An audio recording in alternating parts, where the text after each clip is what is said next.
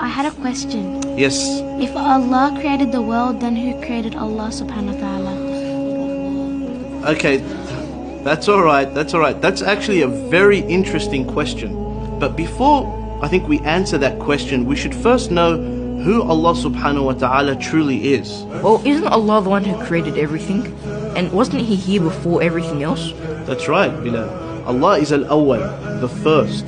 That means there was nothing before Him. Allah subhanahu wa ta'ala is, was, and will always exist. So the question, who created Allah, doesn't make any sense, because the word Allah means the one who is uncreated. Sheikh, can you explain it a bit more? Okay, Muhammad, can you come to the front, please? So Muhammad, can you draw for us a square that's also a circle? That doesn't make any sense. It's either a square or a circle. That's exactly right. Thank you, Muhammad. You can go to your seat now. So, asking the question, who created Allah, is like asking somebody to draw you a squared circle. It just doesn't make any sense. I get it now, Sheikh.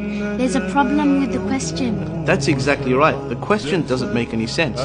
But that's not all. If we say Allah subhanahu wa ta'ala was created, then we would have to ask, who created Him? And then we would say, well then who created Him?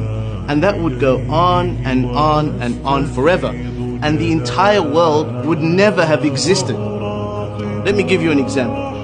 Aisha, if you wanted to sleep over at your cousin's house, would you have to ask your parents for permission? I'd ask my mom. That's exactly right. Now, what if your mum had to ask your father for permission?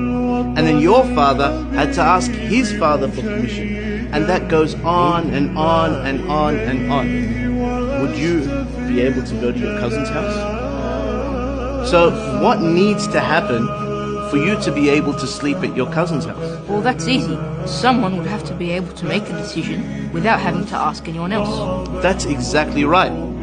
Likewise, the world would never have existed unless Allah had created it without relying on somebody else. For if He had to rely on somebody else, this world would never have existed. It is necessary for this world to have a creator that is awesome, He is absolutely powerful, He is uncreated, and He is the originator of all things, and that is Allah.